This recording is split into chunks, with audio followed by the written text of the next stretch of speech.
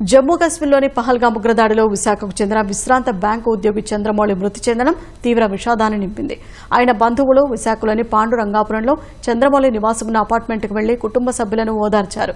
చంపొద్దని చంద్రమౌళిని వేడుకున్నా కనికరించకుండా వెంటాడి ముష్కరులు చంపారని తెలుసుకుని సన్నిహితులు జీర్ణించుకోలేకపోతున్నారు.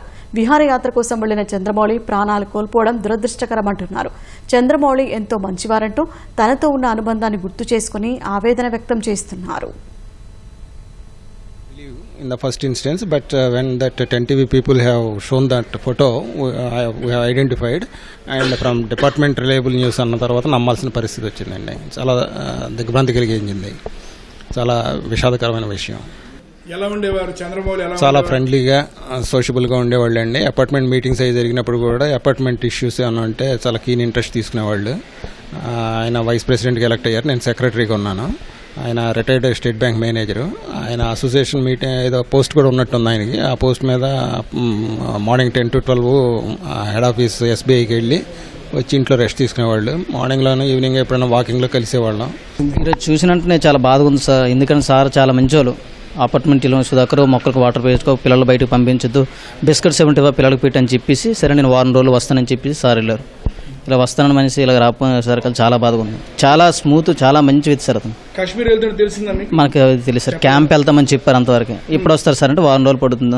అంతకుమించి మనం ఇంకేం అడగకూడదు కదా సార్. నేను ఉదయం 7:30 అయిందండి. లేచి కూర్చున్నాను. గబ్బుకు మా అబ్బాయి టీవీ వేసాడు సార్. టీవీ వేయగానే చూసి గబ్బుకుని ఇలాగ డాడీ పెదనాన్నలాగా ఉన్నారా, పెదనాన్నలాగా ఉండడం ఏంట్రా సరిగ్గా చూడరా అన్నానండి.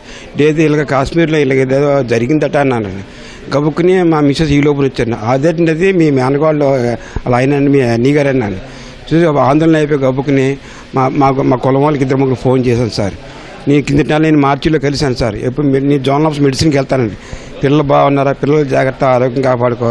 కానీ అతను చాలా హెల్ప్ లైన్ సార్. ఎవరికైనా ఉపకారం వస్తాడు, నవ్వుతూ సరదాగా ఉంటారు. అతను ఎప్పుడు కూడా అభిమానం పరిగెడతాడు సార్. అతను వారంగా నన్ను చంపొద్దు పరిగెడుతుంటే చూసి నేను చాలా షాక్ అయ్యాను సార్. నాకు బీపీ షుగర్ ఉంది, నాకు స్ట్రోక్ ఒకటి ఉందండి. మా మిస్సెస్ అలా కూర్చుని పెట్టి మీరు కంగారు అవ్వకండి అనేసి నాకు కూర్చుని పెట్టేసి నాకు నీళ్ళు ఇచ్చారు. అలాగా ఆ గాబర మీద మా మిస్సెస్ ఇంట్లో ఉంచి మా అబ్బాయిని తీసుకొచ్చి ఇక్కడికి వచ్చానండి. చంద్రమౌళి గారిది స్వస్థలంగా శ్రీకాకుళం అండి. ఉద్యోగ రీతిగా ఇక్కడ సెటిల్ అయిపోయారు సార్. ఉద్యోగపరంగా మారి సొంత భారతపురం అండి. అదండి.